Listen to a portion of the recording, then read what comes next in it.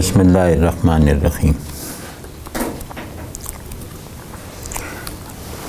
آج انشاءاللہ ولی دکنی کے سلسلے کی یہ آخری نشست ہوگی اور آج ہم ان کی ایک غزل کے کچھ نمونے کے طور پہ منتخب اشعار بھی پڑھ لیں گے اور کچھ ویسے اشعار بھی دیکھ لیں گے جو میری نظر میں بہت اچھے ہیں،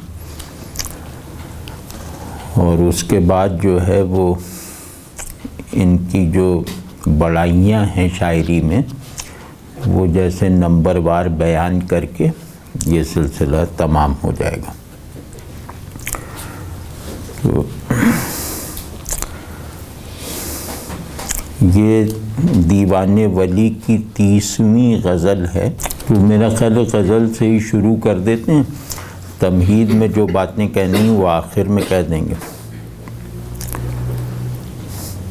عیاں ہے ہر طرف عالم میں حسن بے حجاب اس کا، عیاں ہے ہر طرف عالم میں حسن بے حجاب اس کا، بغیر از دیدہ حیران نہیں جگ میں نقاب اس کا۔ یہ مضمون رسمی ہے فارسی شاعری میں، ہندی شاعری میں، بلکہ شاعری ہی نہیں ہندوستانی تہذیب میں یہ مضمون جیسے ایک قدر کے طور پر موجود تھا۔ اس شعر میں بیان ہونے والے مضمون سے ہماری تہذیبی شعور کے ایک مزاج اور ایک عمومی تصور حق کی نمائندگی ہوتی ہے، اور وہ تصور حق بھی جمالیاتی پہلو سے، حضور کے زاویے سے، اور اس جہت سے کہ یہ کائنات اللہ کے ظہور کا نام ہے، تو یہ کائنات اپنی حقیقت میں اپنے خالق کا ظہور ہے۔ تو اب یہ مضمون ایسا ہے کہ یہ ہمارے تہذیبی حافظے میں جو سب سے زیادہ مستقل چیزیں ہیں، حقائق ہیں، ان میں سے ایک ہے، اور جو شاعری میں بھی ظاہر ہوا اور عام یعنی زبان کے اسٹرکچر سے لے کر تہذیبی مزاج تک یہ مضمون اپنی نشانیاں اور نشانات رکھتا ہے۔ تو ایسے مضامین کو عنوان دیا جا سکتا ہے کسی روایت کے آرکیٹائپل مضامین، یعنی آرکیٹائپل کہتے ہیں جو تہذیب کے شعور میں راسخ تصورات ہوں۔ تہذیب کا بھی اپنا ایک شعور ہوتا ہے، تو اس میں جیسے بالکل مستقل انداز سے موجود خیال، تصورات جو اس تہذیب کی تمام ذہنی، جمالیاتی اور اخلاقی قدروں کے پیچھے ان کے جواز اور ان کی اصل کا کام کرتے ہیں۔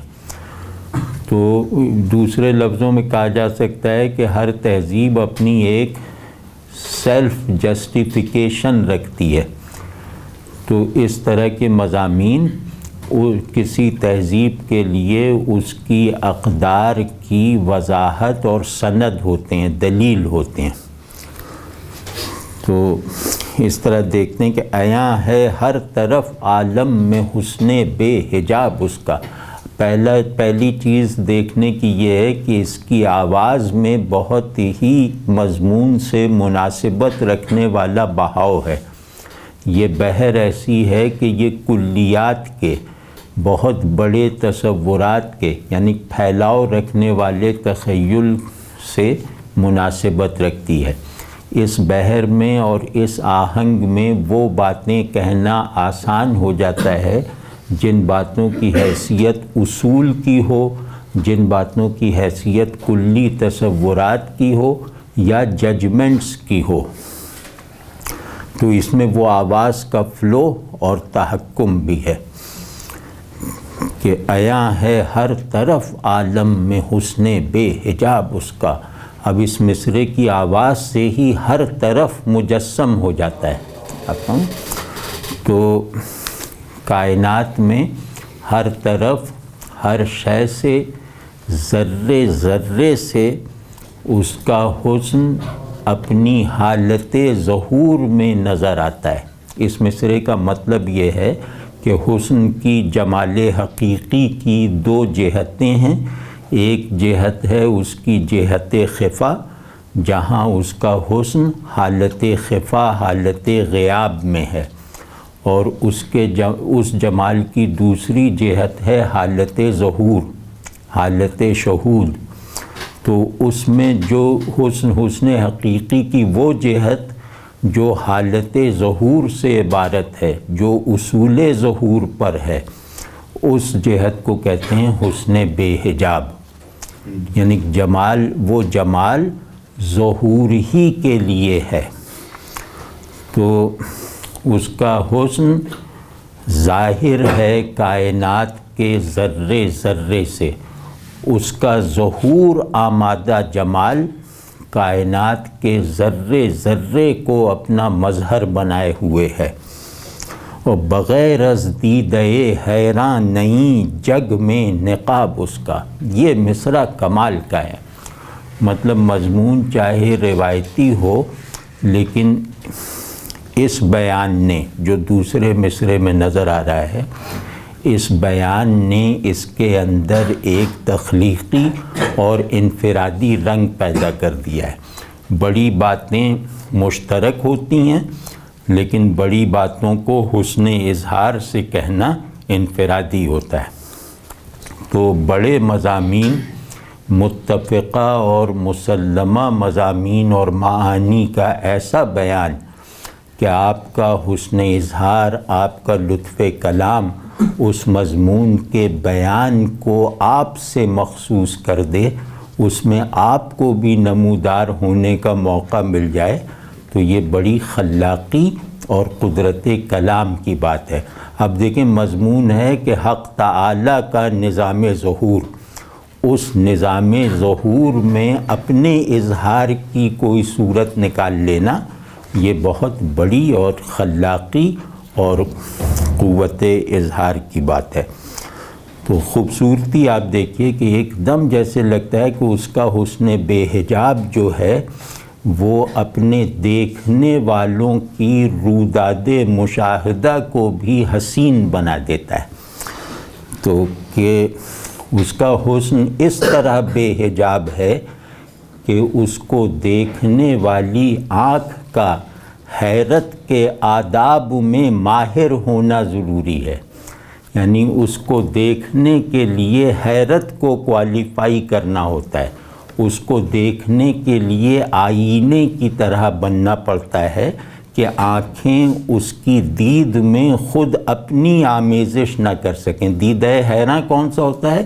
وہ آنکھ جو منظر کے لیے آئینے کی طرح ساکت ہو جائے اور اس کے دیکھنے کی تمام حصیں، اس کے نظارے کی تمام صلاحیتیں جو ہیں وہ اس منظر کے انعکاس میں صرف ہو جائیں، اور اس کے باوجود وہ آنکھ اپنی کیفیت دید کی شدت کو تو محسوس کرتی ہو، اپنی معنویت دید کو پکڑ میں لانے سے قاصر ہو.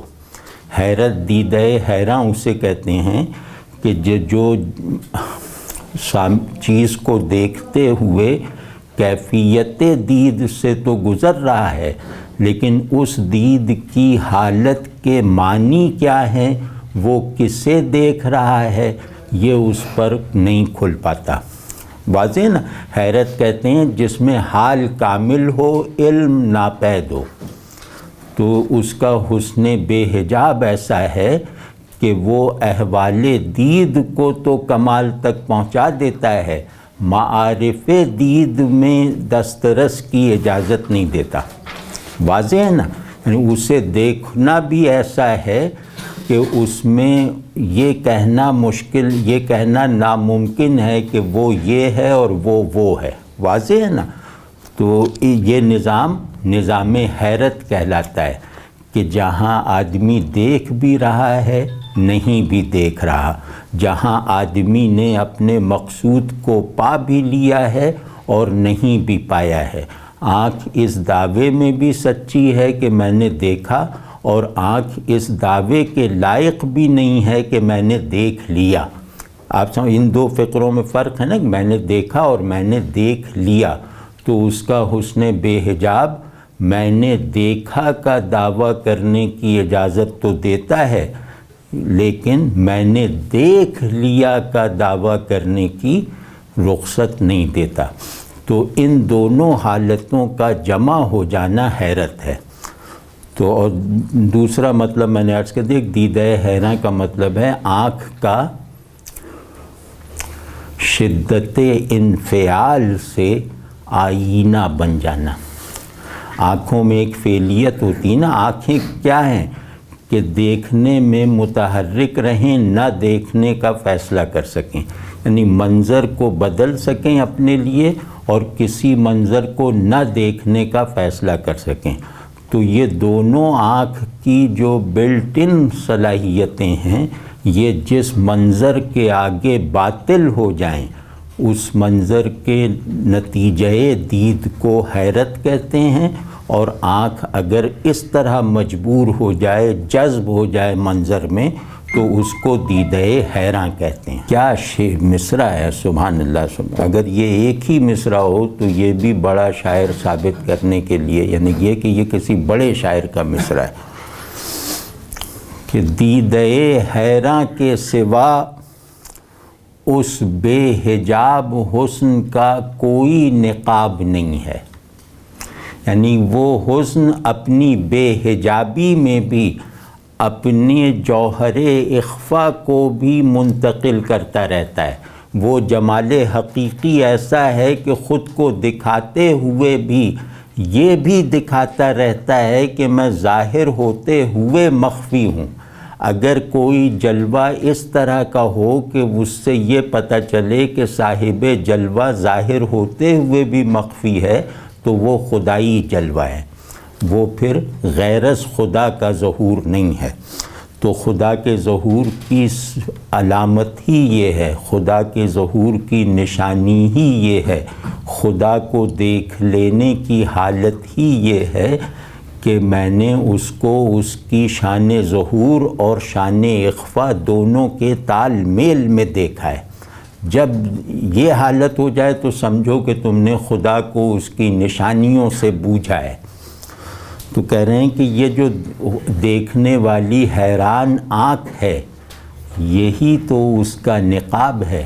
وہ حسن اپنی اسکیم آف مینیفیسٹیشن میں اپنے ایسنس آف ایبسنس کی حفاظت کرتا ہے، اور اس نظام کی وجہ سے اس نے آنکھوں کو حیران آنکھیں بنایا ہے، تاکہ یہ آنکھیں اپنی حیرانی میں اس کے چھپاؤ کو دیکھ لیں، اور یہ آنکھیں اپنے دیکھنے میں اس کے ظہور کو دیکھ لیں۔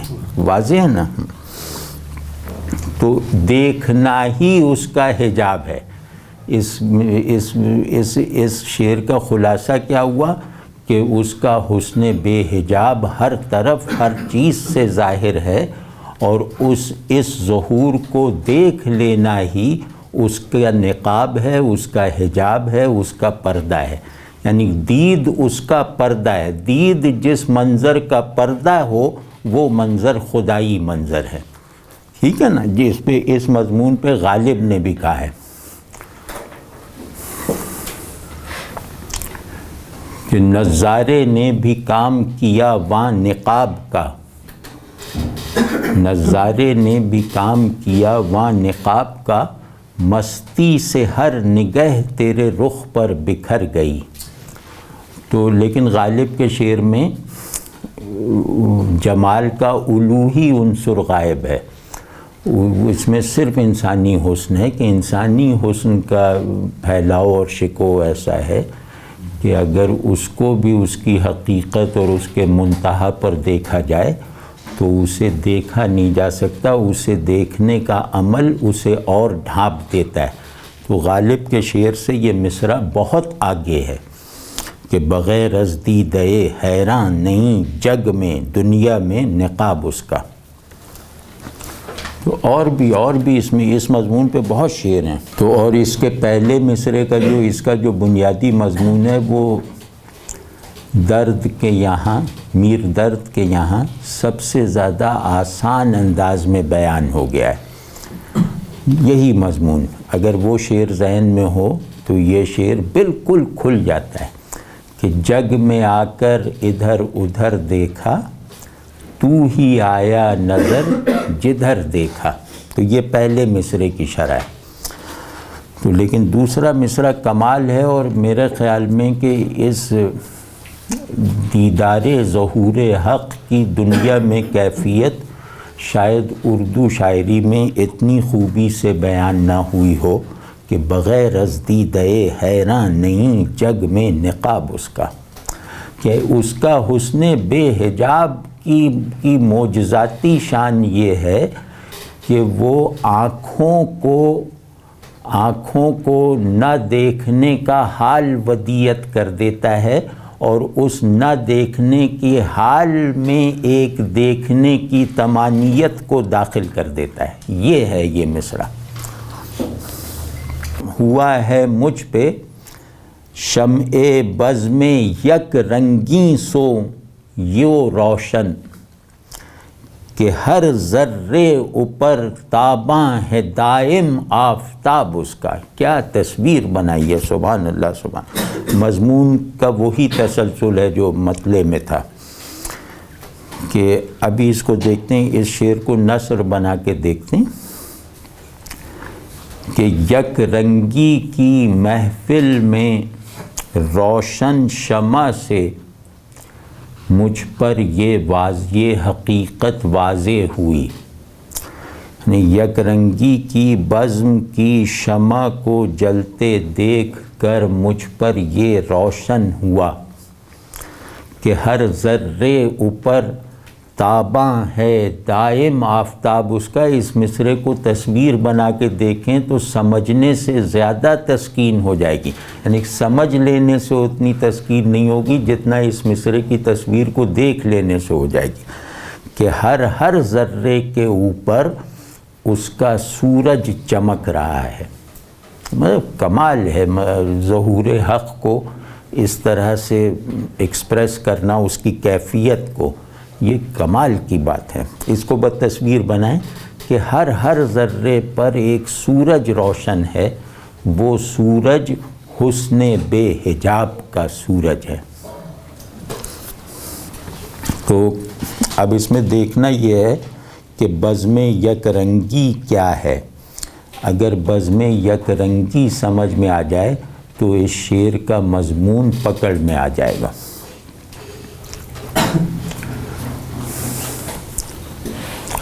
یک رنگی کہتے ہیں وحدت کے ایسے اظہار کو جس کے کیریکٹرز کئی ہوں مگر رنگ ایک ہو، یعنی وحدت کے، بلکہ یوں کہہ لیں، یہ فقرہ زیادہ ٹھیک نہیں ہے جو ابھی میں نے کہا، یوں کہہ لیں کہ یک رنگی کہتے ہیں وحدت کے خالص اظہار کو۔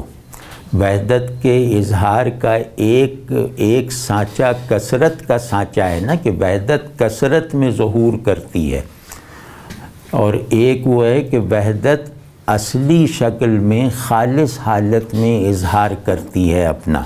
تو یک رنگی کہتے ہیں وحدت کے خالص ظہور کو، رنگ کہتے ہیں اظہار کو، یک رنگی کہتے ہیں جو ایک ہے اس کا اظہار بھی ایک ہے، اس سطح پر جو ظہور جمال ہوتا ہے اس کو یک رنگی کہتے ہیں۔ یعنی حق تعالیٰ اپنی وحدت کو جتنا لائق مشاہدہ بنا دے اتنے دائرے کو یک رنگی کا دائرہ کہیں گے۔ واضح ہے نا؟ تو کہہ رہے ہیں کہ جب میں نے یک رنگی کی بزم میں روشن شمع کو دیکھا تو میرے اندر ایک معرفت کا اجالا پھیل گیا۔ اس شمع کی روشنی ایسی ہے جو ظاہر کو کم روشن کرتی ہے، باطن کو زیادہ اجال دیتی ہے۔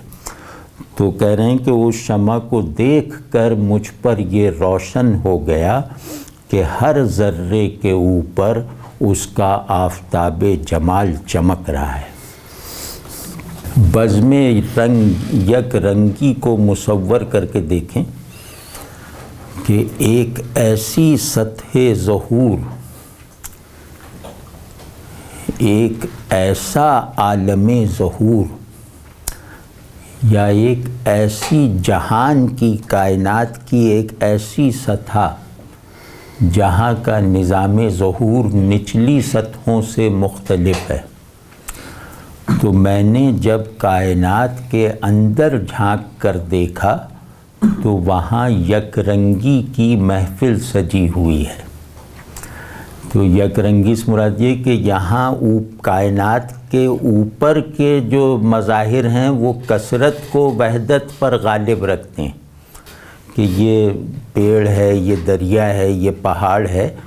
تو ان چیزیں جو ہیں وہ اپنے آپ کو پہلے ظاہر کرتی ہیں، سوچنے پہ ان کا مظہر ہونا سمجھ میں آتا ہے، غور کرنے سے ان کے اندر کار فرما ظہور جو ہے وہ عقل یا بڑی نگاہ کی گرفت میں آتا ہے۔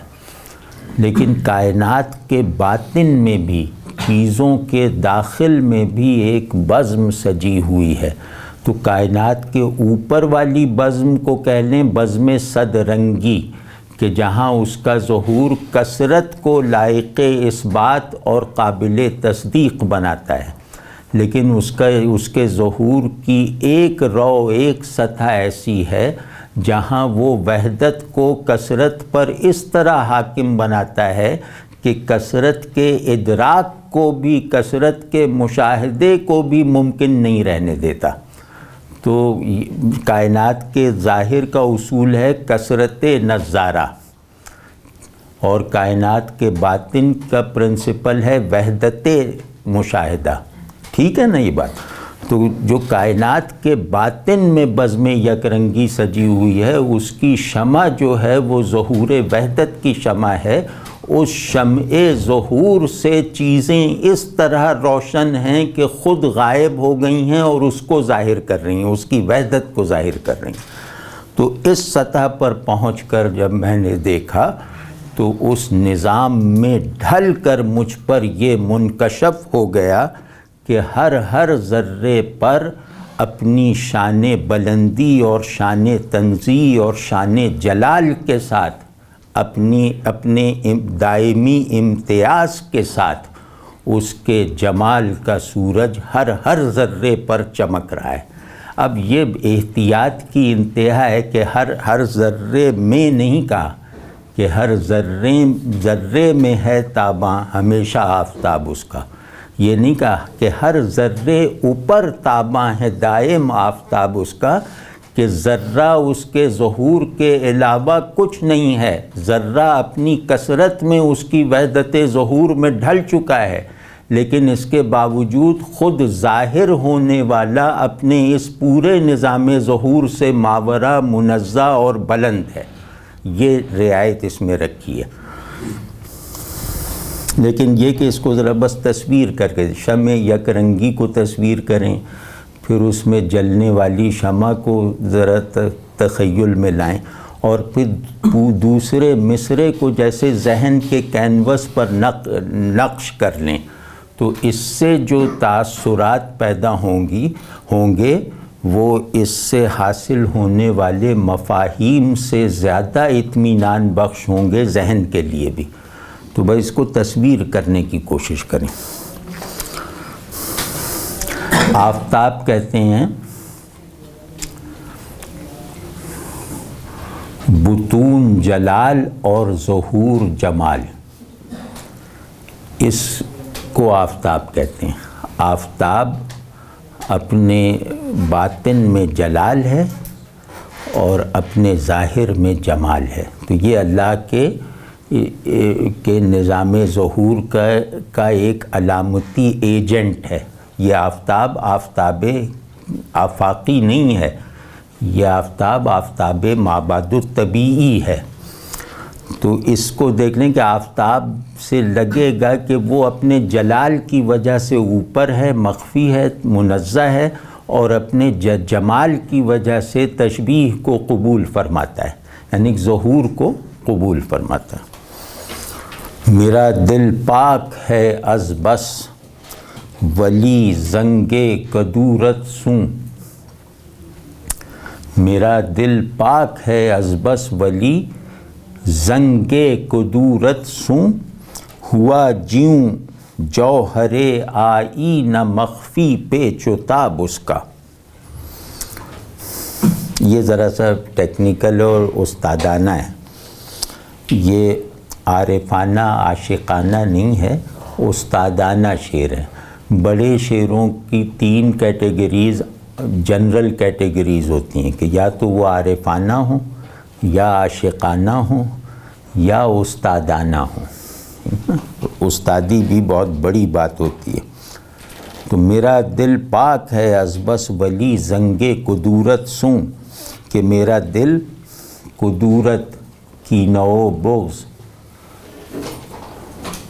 میلا ہونے سے پاک ہے، اور بہت بالکل پاک ہے۔ از بس کا مطلب ہے بہت زیادہ، بالکل یا یقیناً، کہ میرا دل کدورت سے ہے، یعنی کہ منفی جذبات سے، ایسے احساسات سے جو دل کی صفائی کو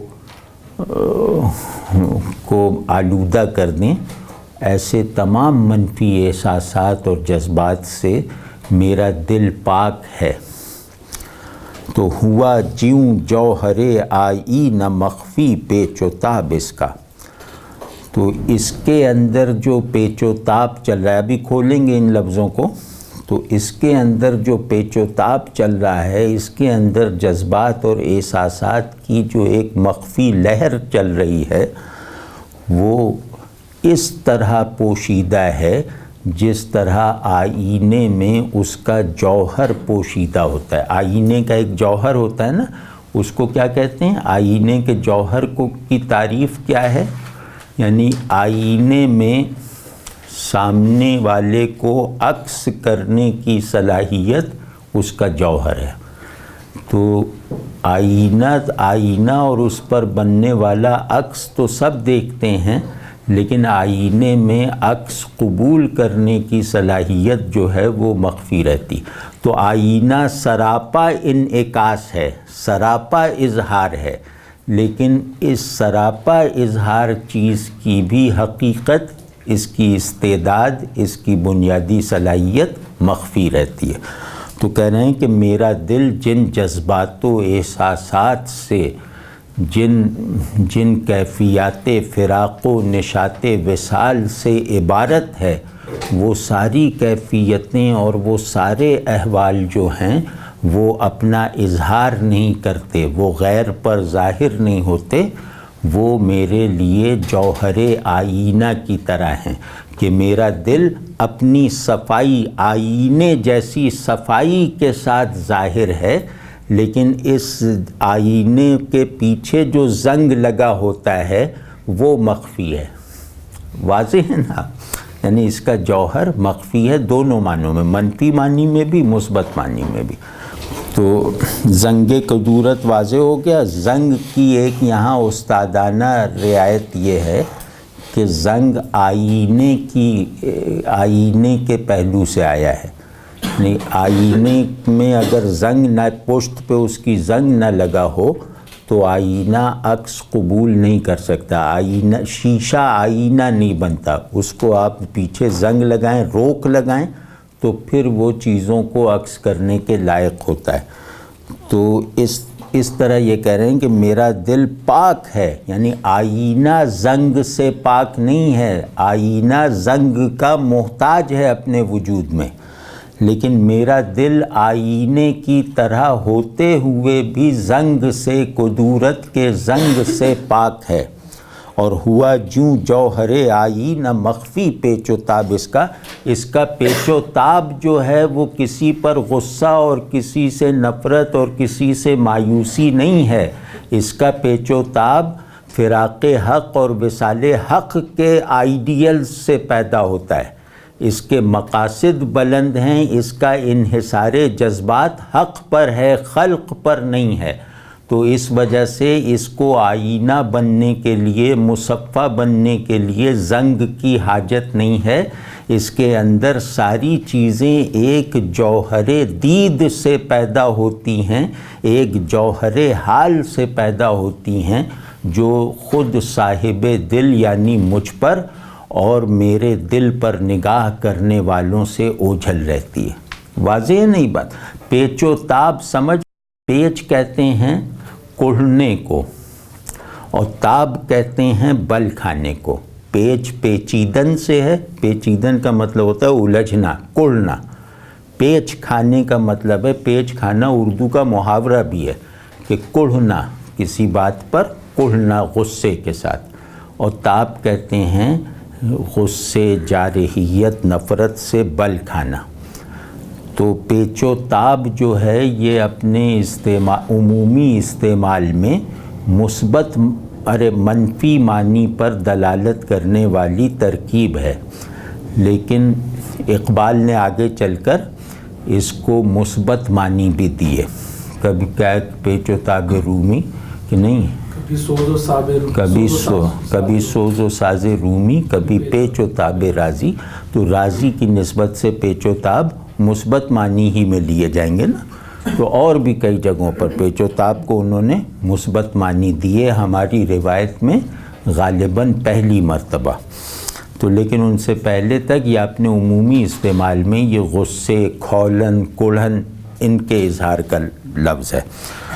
تو یہاں ولی کے یہاں بھی پیچ و تاب کے مثبت معنی کا بیج پڑتا ہوا نظر آ رہا ہے، جو اقبال کے یہاں درخت بنا۔ یہاں پیچ و تاب مثبت معنی میں ہے کہ اس کا کڑھنا، اس کا الجھنا، اس کا بل کھانا، اس کی بےتابی، اس کی بے چینی، اس کی بے قراری، یہ سب کچھ جو ہے وہ پنہا ہے۔ کیوں پنہا کیوں ہے؟ کہ اس کا سبب پنہا ہے، اس کا سبب غیب میں ہے، تو وہ سبب کے پنہا ہونے کی وجہ سے خود پنہا ہے۔ تو اب اسی اشارے سے واضح ہو گیا کہ یہ مقدر اور گندے دل کے جذبات نہیں ہیں، یہ ایک اجلے اور مصفہ دل کے احوال اور اس کا نظام کیفیات ہے، جس کو ظاہر ہونا، جو ظاہر ہو جانے سے بڑی ہیں، وہ کیفیات ظاہر ہو جانے کے دائرے میں سمانے والی نہیں ہیں۔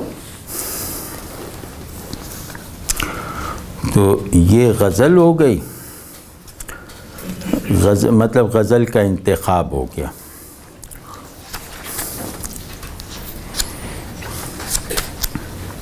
آپ دیکھ رہے ہیں کتنی روانی اور خوبصورتی ہے اس شخص کے یہاں۔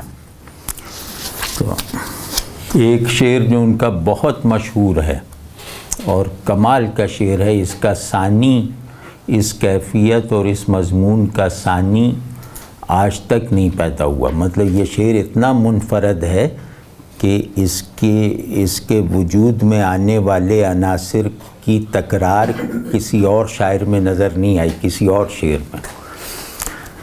تو مسند گل منزل شبنم ہوئی، مسند گل منزل شبنم ہوئی، دیکھ رتبہ دیدہ بیدار کا۔ سبحان اللہ، سبحان اللہ۔ اس میں ایک چیز محذوف ہے، یہ شعر بہت خوبصورت ہے، اس کی اور جہتوں پہ نہیں جاتے، ایک اشارہ کرتا ہوں جس سے آپ سمجھیں گے کہ بڑے لوگ کلام کیسے کرتے ہیں۔ کہ یہاں ایک چیز محذوف ہے، انسیڈ ہے، کہی نہیں گئی، وہ ہے کہ دیدہ بیدار دیدہ گریاں ہوتا ہے۔ آنکھ آنسو سے بیدار ہوتی ہے، جس آنکھ میں آنسو نہ ہوں وہ بیدار نہیں ہے حقیقتاً، کیونکہ آنکھ بیدار ہے دل کے سرچشمہ سیرابی سے، اور دل کے سرچشمہ بیداری سے، اور دل کی بیداری سے موافقت پیدا کرتے ہی آنکھ چشم اشک بار بن کر بیدار ہوتی ہے۔ تو آنسو آنکھ کو بیدار رکھتے ہیں، جیسے درد دل کو بیدار رکھتا ہے اسی طرح آنسو آنکھ کو بیدار رکھتے ہیں۔ تو یہ محذوف ہونا دیدہ گریاں کا اس شعر کی تمام کیفیت اور معنی کی جان ہے کہ میری آنکھیں آنسو سے بیدار ہوئیں، اور جس کے لیے میں بیدار، جسے دیکھنے کے لیے بیدار تھا، جسے پانے کے لیے رویا تھا، میرے آنسو اور میرے آنسوؤں سے تربیت پانے والی میری آنکھوں کی بیداری نے مجھے اس کی جلوہ گاہ تک پہنچا دیا۔ مسند گل منزل شبنم ہوئی، یہاں شبنم استعارہ ہے آنسو کا، تو شبنم کہہ دیا اور دیدہ گریاں کو واضح طور پر نہیں کہا، شبنم کہہ کر ایک دم جتا دیا کہ بیداری کی اصل آنسو ہے۔ ٹھیک ہے نا؟ نہ پوچھو عشق میں جوش و خروش دل کی ماہیت،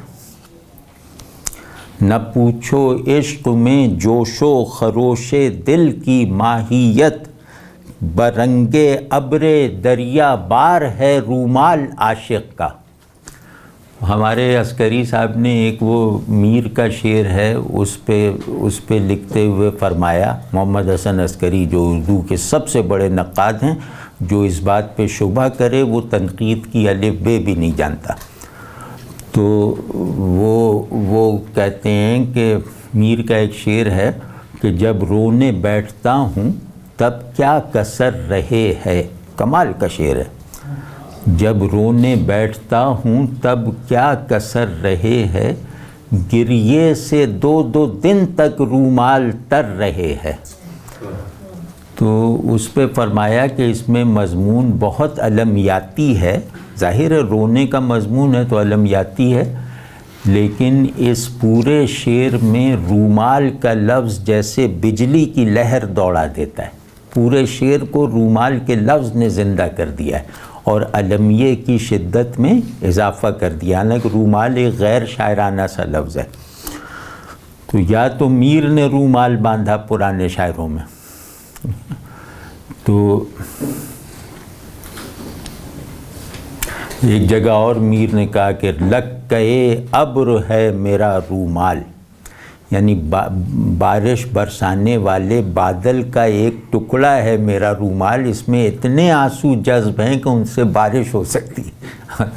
تو رومال میر نے بہت عجیب طرح سے باندھے، یا یہ باندھا ہے ولی نے کہ نہ پوچھو عشق میں جوش و خروش دل کی ماہیت، یہاں ماہیت کا لفظ بہت ہی چابک دستی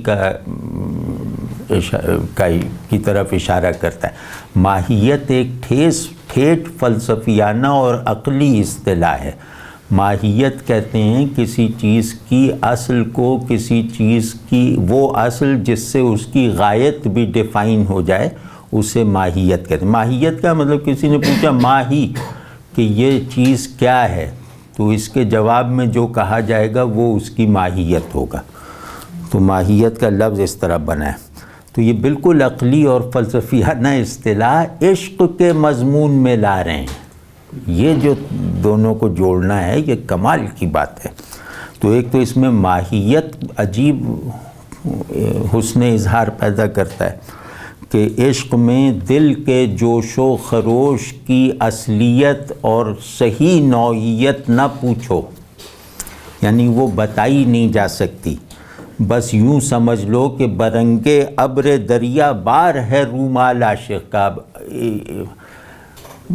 عشق وہ دل آنسوؤں کی ایجاد کرتا چلا جا رہا ہے، اور آنکھیں اس ایجاد کو اپنے اندر سمونے کی، اس ایجاد کے تسلسل کو اپنا اندوختہ حیات بنائے ہوئے ہیں۔ تو بس یوں سمجھ لو کہ دل کیسے درد میں ہے، آنکھیں کیسے رو رہی ہیں، یہ اظہار اور ادراک دونوں کی زد سے باہر ہے، ان کو نہ سمجھا جا سکتا ہے نہ بیان کیا جا سکتا ہے، کیونکہ یہ سب عشق کے ایجنٹس ہیں جن کو سمجھنا مشکل ہے۔ تو بس تم اتنا سمجھ لو، جو بہت بڑی چیز کو پاؤں سے سمجھا جاتا ہے بہت چھوٹی چیز کو سر سے جانا جاتا ہے، واضح ہے نا؟ تو بہت لمبا آدمی ہو تو اس کے پاؤں دیکھ کے کہیں گے کہ پاؤں سے سمجھ لو کتنا لمبا ہے، اور چھوٹا آدمی ہے تو اس کے سر کی طرف اشارہ کر کے کہیں گے کہ اس کے سر سے دیکھ لو کتنا چھوٹا ہے۔ تو یہ سمجھیں اس مضمون کے پاؤں کو، انہوں نے کہا اس کے پاؤں دیکھ لو تو تمہیں اس کے قامت کا اندازہ ہو جائے گا کہ عاشق کا رومال جو ہے وہ دریا برسانے والے ابر کی طرح بن گیا ہے۔ یعنی جوش و خروش دل کی رودات کیا بیان کروں، اس کا ایک نتیجہ دیکھ لو کہ اس کی اس جوش و خروش دل کی وجہ سے عاشق کا رومال جو آنسو پہنچتے پہنچتے وہ دریا برسانے والا بادل بن گیا ہے، اور کمال کی تشبیہ ہے، کمال کا استعارہ ہے، اور کمال کی چابک دستی ہے اظہار میں، اور بہت جوش سے کہا گیا شعر ہے وہ۔ بلکہ وہ جو میر کا سنا رہا تھا نا، لگ کہے ابر ہے میرا رومال، وہ اس کے آگے 2 کوڑی کا ہے کہ برنگے ابر دریا بار ہے رومال عاشق کا۔ دونوں کا مضمون ایک ہے، میر نے ممکن ہے ان سے لیا ہو۔ سر ایک آپ کا بھی تو ہے، ہم نے آ کے باندھ لی رومال۔ ہاں وہ تو خیر ایسے ہی، تو وہ کمال ہے، کمال ہے۔ یہ دیکھیے گا کتنا نازک شعر ہے، کتنا نفیس شعر ہے کہ دل عشاق کیوں نہ ہو روشن، دل عشاق کیوں نہ ہو روشن، جب خیال صنم چراغ ہوا۔ سبحان اللہ، سبحان اللہ، کیا نفاست ہے کہ محبوب کا ذہن میں پیدا ہو جانے والا خیال اس چراغ کی طرح ہے جو ذہن کو حاکم بنا دیتا ہے دل پر، جو ذہن کو کفیل بنا دیتا ہے دل کا، جو بالکل الٹی بات ہے۔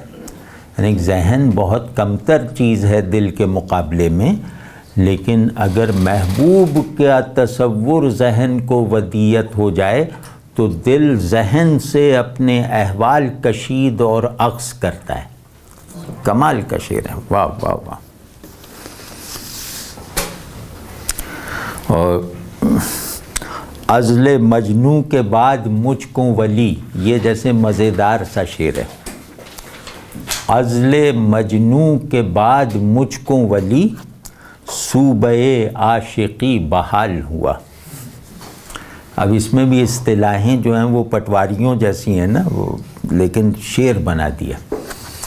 تو بڑے شاعروں میں ایک کمال یہ ہوتا ہے کہ وہ غیر شاعرانہ الفاظ کو کھپا دیتے ہیں، ان کا تخلیقی استعمال نکال دیتے ہیں۔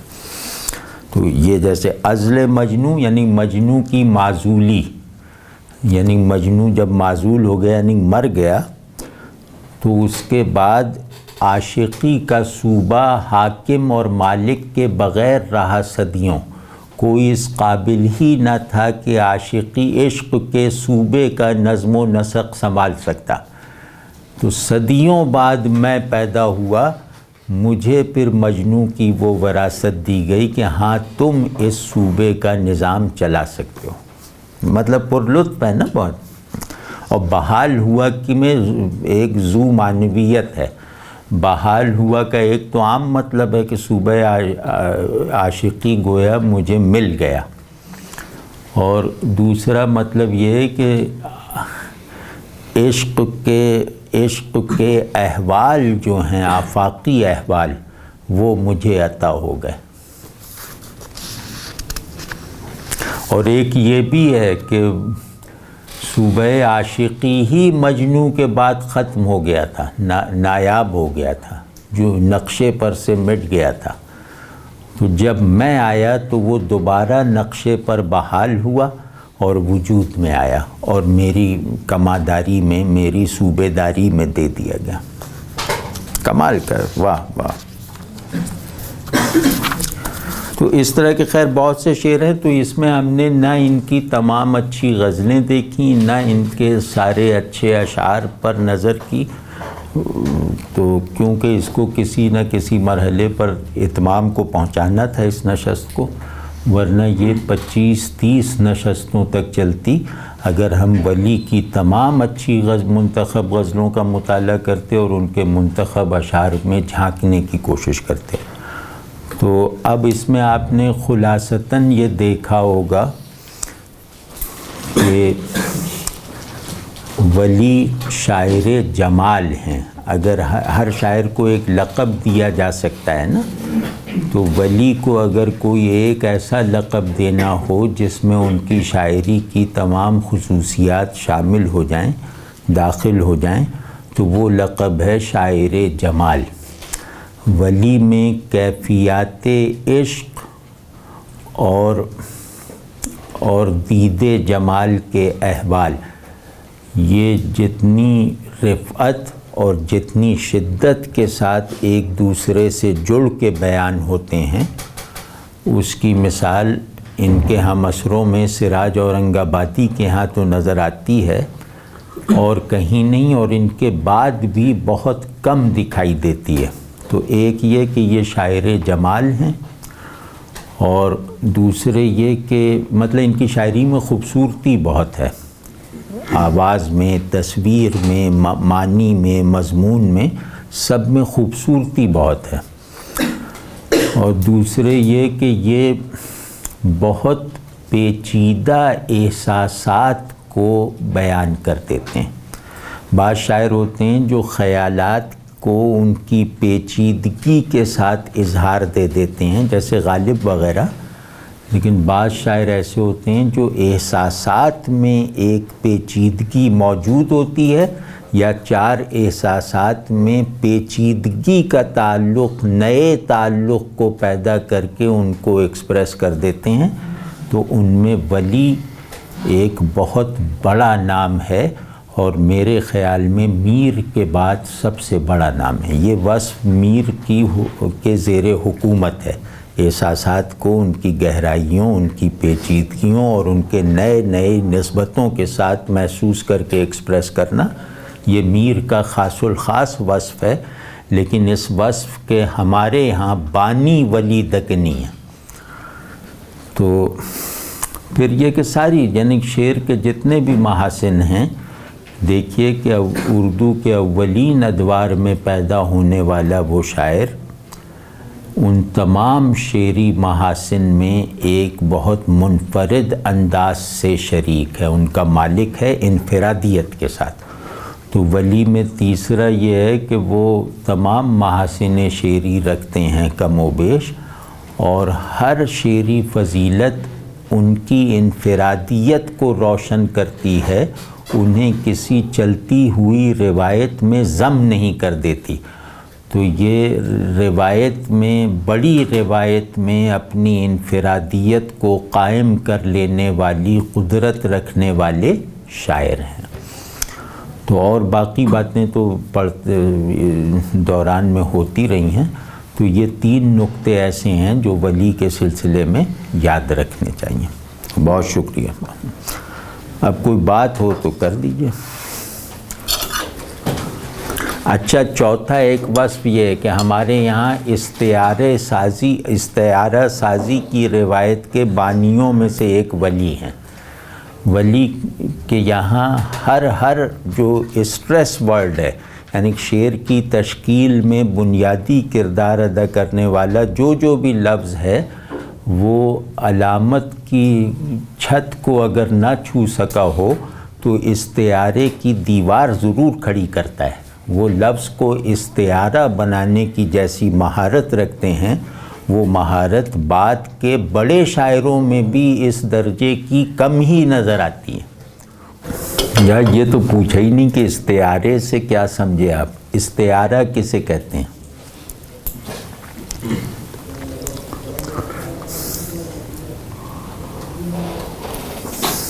کسی چیز کا کوئی خاص وصف، اس سے مستعار لینا اور اس سے مستعار لے کے اس کے غیر میں ثابت کرنا، یہ استعارہ ہے۔ بڑے کمال۔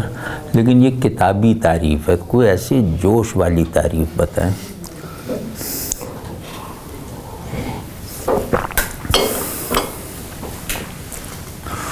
دو معنی رکھنے والے لفظ کو استعارہ کہتے ہیں۔ جس کے معنی کی تشکیل دو کیریکٹر سے ہوئی ہو اس کو استعارہ کہتے ہیں۔ تو اس میں ہوتا یہ کہ ایک معنی عارضی ہوتے ہیں اور دوسرے معنی اصلی ہوتے ہیں، اس کو استعارہ کہتے ہیں۔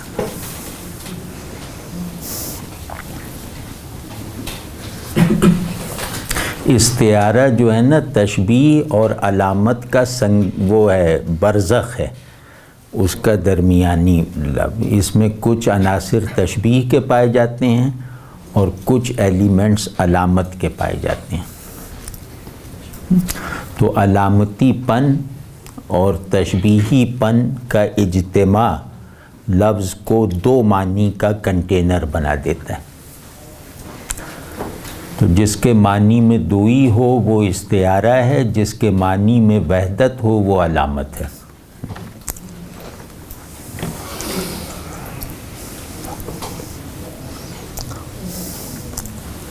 ویسے عام طور پر استعارہ کسی لفظ کے غیر کو اس کے لیے استعمال کرنا، ہاں وہی ہے، یہ بھی یہی کہہ رہے تھے کہ کسی وصف کی بنیاد پر، وصف کو مطلب ذات کو نہیں، وصف کی بنیاد پر کسی شے کو کسی شے کا نام اس کے غیر پر استعمال کر دینا اور وہ کمیونیکیبل بھی ہو، یہ استعارہ۔